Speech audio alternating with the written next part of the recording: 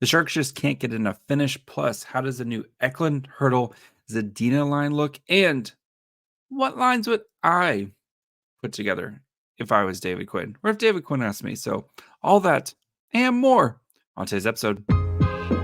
You're Locked On Sharks, your daily podcast on the San Jose Sharks.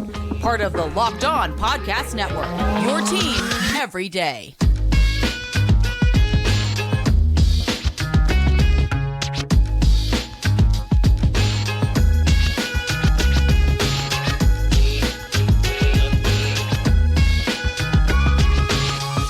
Hello, welcome to Locked On Sharks, the premier hockey podcast covering your favorite team in the Bay Area. My name is JD Young, Tank Commander, and also contributor at San Jose Hockey Now. And I want to thank you for making Locked On Sharks your first listen. Proudly part of the Locked On Network, we cover your team every day. And if you want to be an everydayer, all you have to do is just follow wherever you get podcasts, or you can watch on YouTube as well.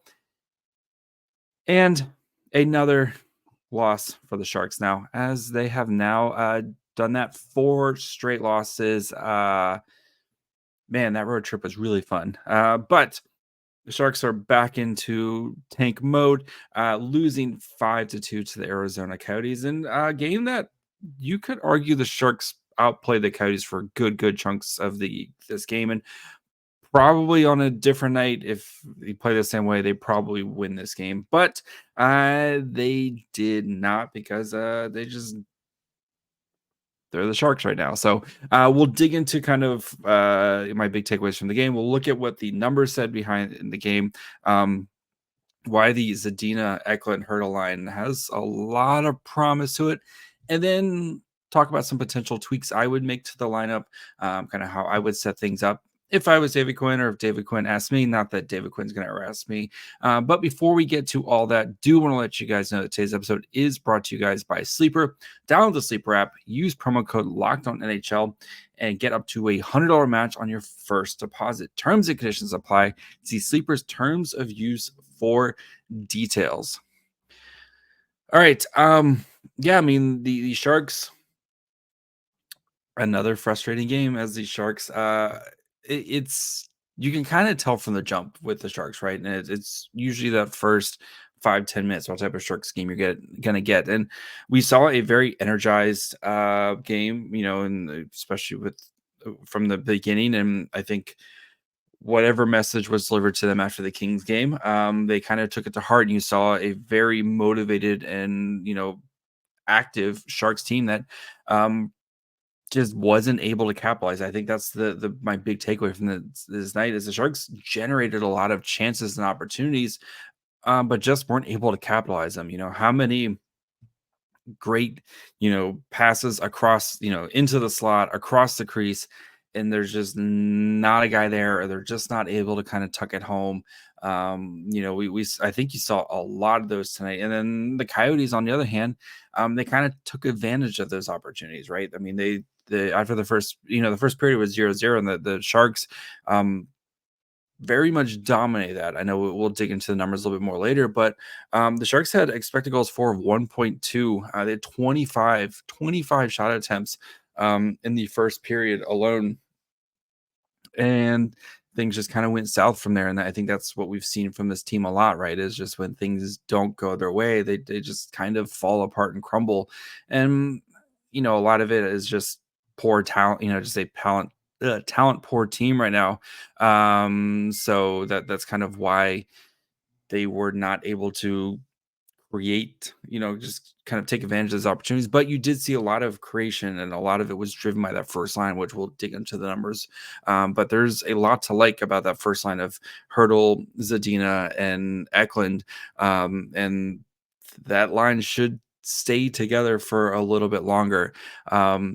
Quickly, Barabanov, who was supposed to play, was ill tonight, so you wonder if maybe there's something kind of running through the locker room right now, especially with Ruda being out last game due to an illness, Barabanov being out today. So it's just something to keep an eye on right now, if maybe the next guy who gets kind of hit, but with it. So, but I think, though, for the Sharks, just it was frustrating because you felt like that this was a very winnable game, especially with the way the first period played, and then the Coyotes kind of took advantage of the opportunities. Right, they scored 3 goals on 13 shots about midway through this second period, and Blackwood wasn't the sharpest. And yes, there was some complete defensive miscues. I would, for one, cover Clayton Keller, but that's just me. But it just wasn't really Blackwood's sharpest game, combined with the Sharks' just inability to take their advantage of their opportunities and also create opportunities. Right, you only got 1 power play tonight, and that's just kind of been the story of the Sharks. Right, just unable to create, unable to be rewarded for opportunities that they're trying to create. Right, good teams create power play opportunities by maintaining puck possession in the offensive zone and making the other team kind of work. And if it felt very much like if it wasn't the Hertl line creating those offensive opportunities, it was very much like Hertl line would create stuff, and then the Granlund line would kind of hold on, and then it would just kind of start to fall apart, and then the Hertl line would have to go back out there and create stuff again, and that's just not a recipe for success. So one of my kind of favorite things, though, if you were at the game, this was a ESPN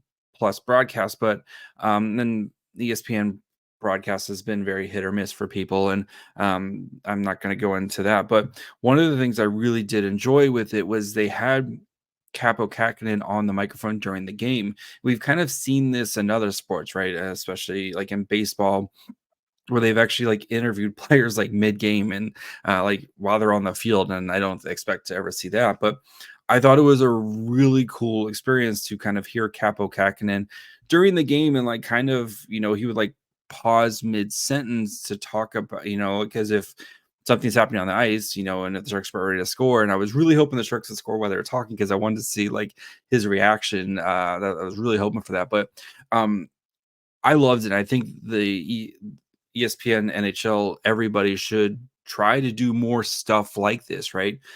Hearing from the goaltender of like, yeah, you're not starting, but you're always like have to be prepared, right? And just kind of how he mentally keeps himself in the game, even though he knows, most likely he's going to be kind of just hanging out there the entire night, but how you have to kind of keep yourself mentally prepared, and how you have to, even like if you're not seeing pucks for a while, and it's not like the Sharks aren't giving up 1,000 shots to their goalies, but like how he tries to keep mentally prepared by just constantly watching the puck and keeping focus on the puck, because he doesn't want his mind to wander. The next thing he's kind of looking up at the clouds, and then all of a sudden there's a 2-on-1 coming his way, and he's just not ready. So it's just kind of interesting to hear his perspective as the backup goaltender for the night, and kind of what he does, and kind of how he's going through it, and how Kaapo Kahkonen is playing really well, right? They showed his December numbers. He's got like a .915 save percentage, and I know that the wins aren't there because the Sharks team is just not that good right now. But Kaapo Kahkonen has been playing really well, and it just kind of it was cool to see that kind of that little nugget of what it's like. So anyway, that I just, if you want to grow the game, keep giving us at least, I could be wrong here, but I thought it was really cool. Keep giving us fans as like inside perspective, those little inside things that like what guys are kind of thinking and doing, and Kaapo Kahkonen I thought came off very well. Like I was very impressed with his ability to kind of talk to them, but also keep his mind on the game and kind of react to the game that's going on at hand. So if you're at the game and weren't able to go check it out, make sure you go check it out. It's about midway through the first period, so if you want to, it's on ESPN Plus. You can kind of go through and fast forward it, but go check out the Kaapo Kahkonen part. I thought it was really cool. So before we dig into the numbers of this game and then talk about some potential lineups, I just need to take a quick break. A new NHL season brings all sorts of possibilities. A player on the Sharks could hit 50 points. I'm looking at you, Tomas Hertl. The Sharks may not be able to win the Stanley Cup, but they could definitely win the draft lottery. And you could win big by playing Daily Fantasy Hockey on Sleeper, the official daily fantasy hockey app of the Locked On NHL Network. Sleeper is our number one choice for daily fantasy sports and especially daily fantasy hockey, because with Sleeper, you can win 100 times your cash in daily fantasy hockey contests. All you have to do is just pick your favorite players, whether they're NHL stars like McDavid, Ovechkin, Crosby, McKinnon, or some of your favorite Sharks like Hertl, Duclair, Slippery Pete, and record more or less than their sleeper projections for things like goals, assists, saves, plus minus, and more in a given game. So to win 100 times bet on Sleeper, you just need to correctly predict the outcome of 8 player stats. You heard me, Sharks fans. You can win 100 times your money playing daily fantasy hockey with Sleeper. So start paying attention and nail your picks so you can start winning big. Use promo code LOCKEDONNHL. You'll get a $100 match on your first deposit. Terms and conditions apply. That's code LOCKEDONNHL. See Sleeper's terms of use for details and locational availability.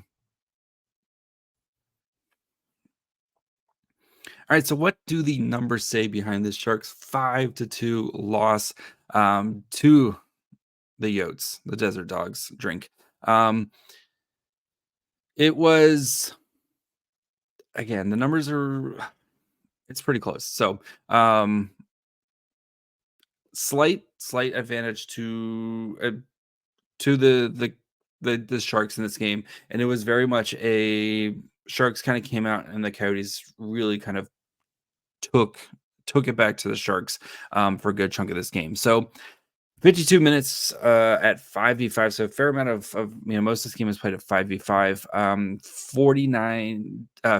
59 to 54 shot attempts in favor of the Coyotes. Corsi for 52.21 to 47.79. Again, and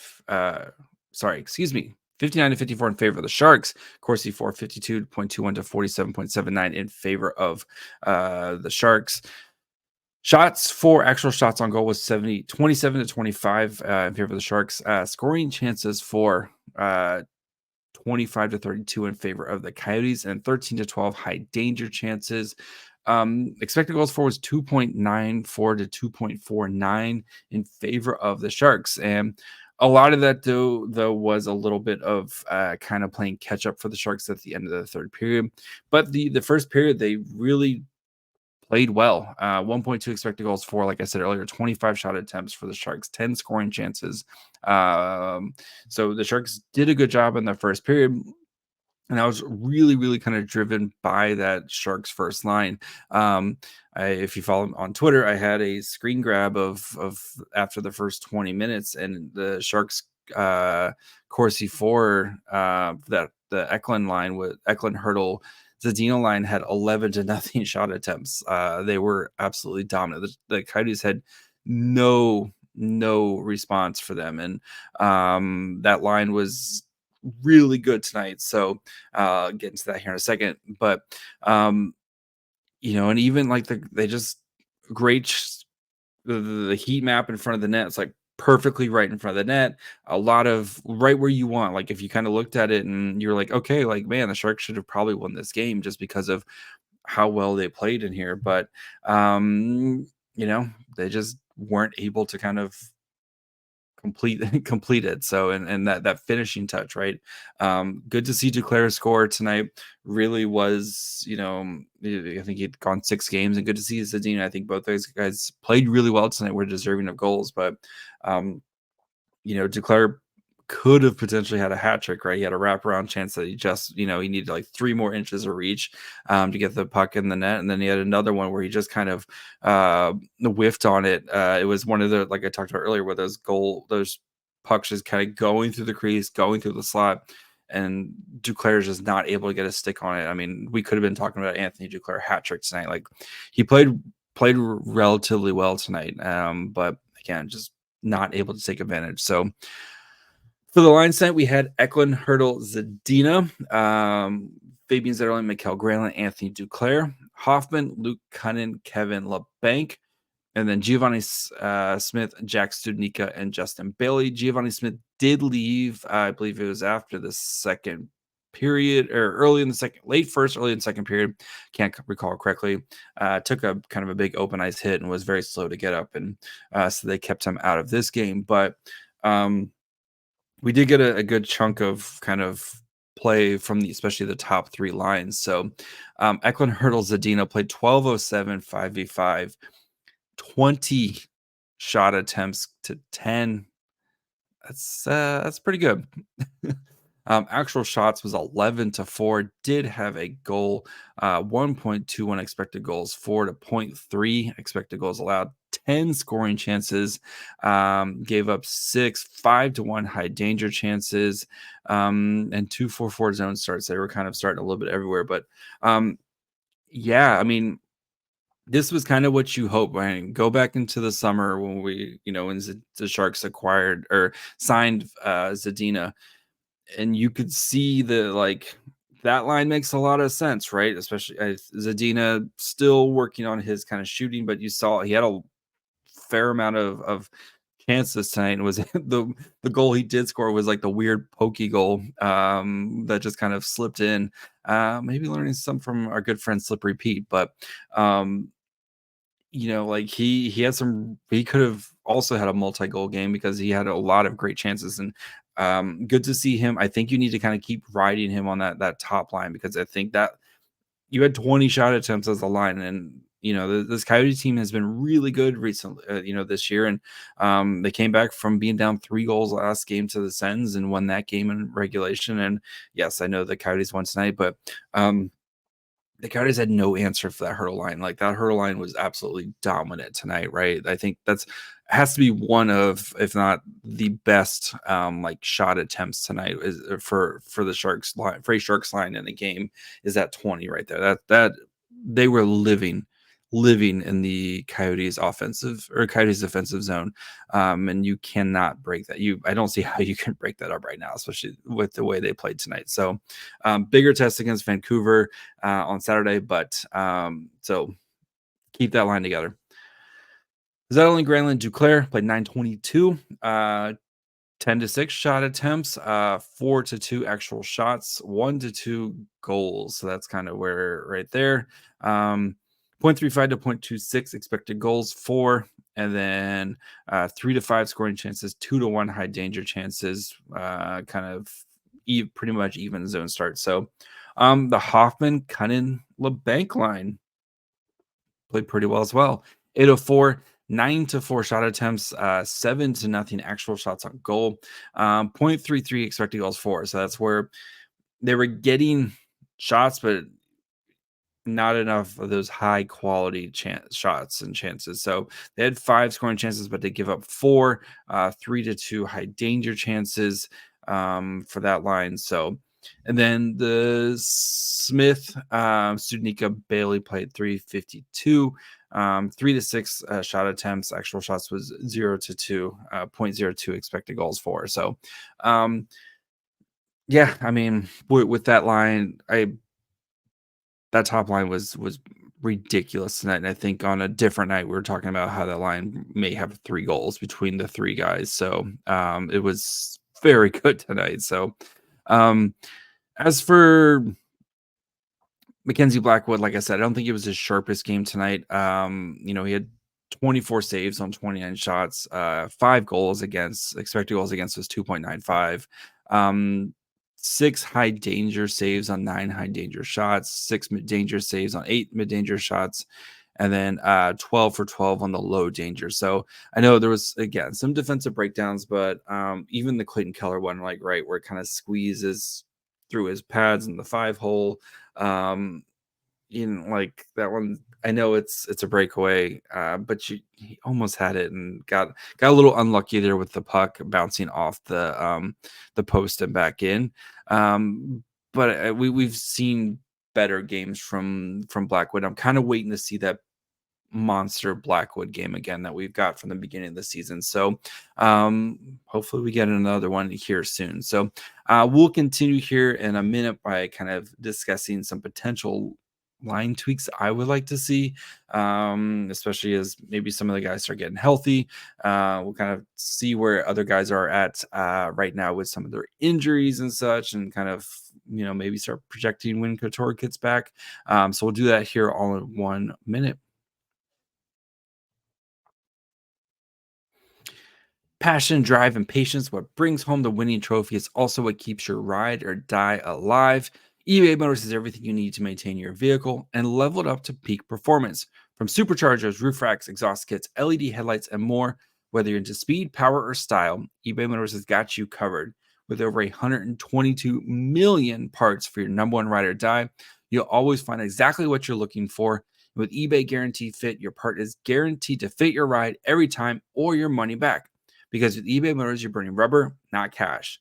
With all the parts you need at the prices you want, it's easy to turn your car into the MVP and bring home that win. So keep your ride or die alive at ebaymotors.com. Eligible items only, exclusions apply. eBay Guarantee Fit, only available to U.S. customers. All right. Let's first kind of get caught up on some of the injury news here and such. It sounds like Nico Sturm might be out for a little bit. I think he had a procedure done on his wrist where something that had been kind of bothering him over the last year. And he's basically said unless he can come back and do face-offs, he's not gonna come back right now, which makes sense, right? Nico Sturm's an amazing face-off guy, and while generally I think face-offs are overrated, except for those very critical moments. But throughout the course of a game, I think your face-offs are a bit overrated. But having Nico Sturm out has been, you've seen he's been one of the best face-off guys in the NHL, and especially with Couture out, right? It's been a lot of Hertl having to kind of take those face-offs right now. We'll see with him how long it gets back. So I think it's probably going to be a little while for him. Couture, first full practice, that's good. Maybe we could be getting a Couture here. I think they're going to be very cautious with him, right? Part of the rehab process, is kind of pushing yourself, and then you kind of see how you react and how you recover, right? Push yourself, kind of see how you recover, push yourself and see how you recover. And if those recoveries are going good, you'll, kind of continue to see him progress well. So that's good news. Hopefully we could, I would put the clock on like 2 weeks now, right? You want to, especially because he hasn't played hockey at all, right? It's been months since he's played hockey. So I would still I don't expect to see Couture back like this weekend or anything, but I think, beginning of the year, like, I think we can kind of start having that conversation of like, okay, it might be go time for Couture here. So that would be a huge addition to the Sharks down the center. So, because they can't afford any more injuries down the middle. So, it sounds like Kalen Addison is still pretty close. I wouldn't be surprised if maybe they kind of just hold him out for just a couple more days, against Vancouver, and then kind of see what happens after the holiday break here, which isn't really much of a break, to be honest, right? They keep calling it the holiday break, but like it's not like it's some like days or weeks off. It's like I think they play again on Tuesday, so it's not just like let me pull up the Sharks schedule here. I should know it, but so yeah, they play again on Wednesday. So like it's not like some crazy long stretch. I guess a couple days there. Anyway, so I think I think for Addison, you probably hold him out at Vancouver, and that gives him, basically I think it's been 2 weeks now since he's been out. So getting into the lines that I would like to see for the Sharks. So I'm keeping those top two lines together, right? The way that those guys have been playing right now, especially coming off tonight, the Sharks have kind of been trying to. We've put together the Duclair, Granlund, Zetterlund line, which has been very effective, for a month plus now, a month or so now. No reason to break that line up. That line has been very good for the Sharks, and I wouldn't not change that line. We've been kind of looking for the guy to play with Hertl and Eklund, right? Hertl and Eklund have been great together. It was Zetterlund. Zetterlund got moved to that line, with the Granlund line, and that line's been working really well. But we've seen Justin Bailey play on that line. We've seen Barabanov play on that line. We've seen Luke Cunnin play on that line. And now it's Filip Zadina's turn. And I really enjoyed the way that line was playing right now. So I'm going to keep that line together, right? So we're going to have Eklund, Hertl, Zadina. Then we're going to have the Zetterlund, Duclair, Granlund line. Third line right now. This is where it gets a little weird. So I would, until without Sturm and without Couture, Luke Cunnin is still kind of the de facto 3C right now, just because they don't really have anybody else at the moment. So Barabanov, assuming he's back on Saturday from his illness, I would probably go Hoffman, Cunnin, Barabanov with the most mismatched line ever. But I think it still makes sense, right? Hoffman, who kind of has that veteran, I'm going to hang around and then I can kind of be Johnny on the spot and score goals. Barabanov, I know, has not had a good season so far, but I think he can kind of be the passers, kind of set guys up on that line. And Luke Cunnin can, I think, be the very, very poor man's Logan Couture, go to the net, crash the net type of guy, which we've kind of, score those dirty goals, right? And I think that's what Barabanov needs on his line, is that kind of, we saw how well that line is. We talked a bajillion times about how well that line has, those two guys have played really well together. And I think a guy like Mike Hoffman, especially when Luke Cunnin or when Logan Couture comes back, like that's the line I want to see. I want to see the Hoffman, Couture, Barabanov line, because I think that line right there is for your third line. I think it can really provide some scoring pop that this Sharks team desperately needs. So for the fourth line, with Nico Sturm probably out for the meantime right now, I think you got to run with the Studnicka as your center. With Kevin LeBanc and Justin Bailey, to be honest. And if you want to flip-flop Bailey onto the third line because he's playing well, but I think that line, that does give you something. I think with Studnicka, like, I'm trying to hold reservations, right? Because, we've talked about, even with like Addison, right? First kind of week or two with Addison, it was kind of like, I can see it, but, and like tonight, we kind of saw the same thing with Studnicka, where it's like, a drop pass that to nobody, and just that kind of that chemistry that's just not there because you've only been here for a week now. So I think that's going to be a work in progress for them. So defensively right now, they're still kind of stuck with Benning and Emberson both out right now for it seems like a little bit. I know Emberson got on the ice today, which is a good sign, getting into practice, but I think it's going to be a little bit until we see those guys fully back. So I think you're got to kind of keep running what you have right now, because I think David Quinn's doing everything he possibly can to not have to play Marc-Edouard Vlasic at the moment. I know there's stuff going on with Marc-Edouard Vlasic right now, and that could be a lot of off ice issues that I'm not going to get into right now.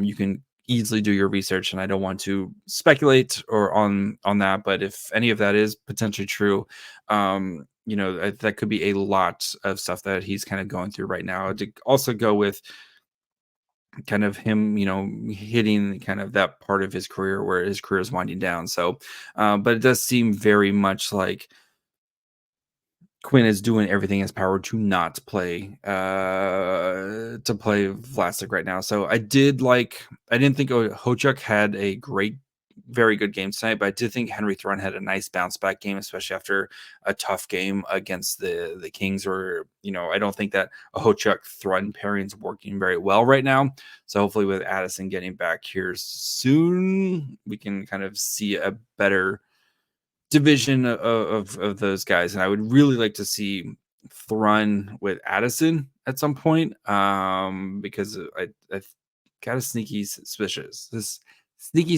about that pairing right there, but we'll see. So right now it's been kind of the Burrows Ferraro I'm just going to kind of keep that together right now. And then I think tonight was McDonald, Thrun, and then Ruda, Thrun, and then Ahochuk, McDonald. I would like to see Thrun and Addison together at some point if we get a chance, because I think there's something there right there. I don't know why. I have a sneaky suspicion. So that's going to be it for me tonight. I'll be back actually. So remember, with Christmas, got a Saturday episode coming out. So no, basically, like if the game was on, Monday, Tuesday, whatever, like we'll do a recap Saturday night. No episode on Christmas. There'll be another episode for you guys Tuesday, probably Tuesday morning, West Coast time. Have an interview already done in the books. Not going to spoil it yet, but it's a pretty good one if I do say so myself. So make sure you guys are following wherever you get podcasts. And of course, you can watch on YouTube as well. You can follow the show on Twitter, Facebook, and Instagram at Locked On Sharks. You can follow me on Twitter at MyFryhole. Until next week. Until Saturday. That's it. Yeah. Bye, friends.